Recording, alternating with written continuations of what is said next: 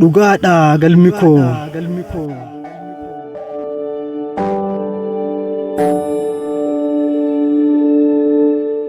Si barbaacha kaanee waa meeqa taane, saamamnee dhaanamnee hidhamnee ajjeefamnee, manni gubamee malli dhabame, dhiinni lola'ee foonshamee lafeen hurure, as jira jettee nan dubbattuure, si waamee hin awwaattuure, siifuu halkanii guyyaa joore, kufee ka'ee qilee bu'ee ba'ee, beela'ee dheebodhee aduuf qorre narratti wal jijjiire, addunyaa naanna'ee hunda waliin ga'ee, kophaa taa'ee ijaaree diigee, na dhibe waan kee nan galle waan kee, lafa baqasitee lafa keessan seenne samittis ol hin baane, si barbaacha waa meeqa taane.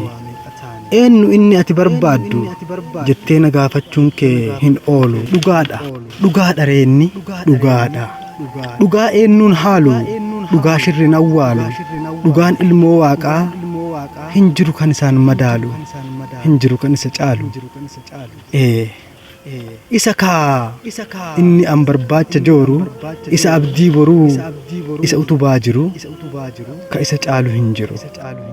Argitan naaf himaa, ani isaaf miidhama, isaan malee dhibeen koo hin fayyu homaa, an dhugaadhaan malee dhibeen koo hin fayyu homaa.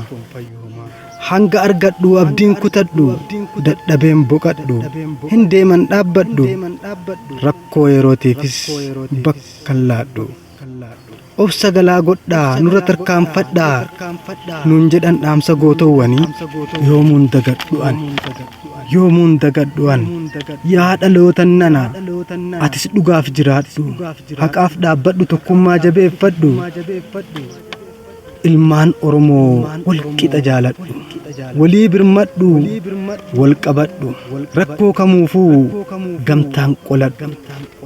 Asiifachin fakkaatinaa uf ta'aa jiraadhaa, uf ta'uun qarooma, uf ta'uun heera uumaa, kan uf ta'e hin bilisooma hubadhu.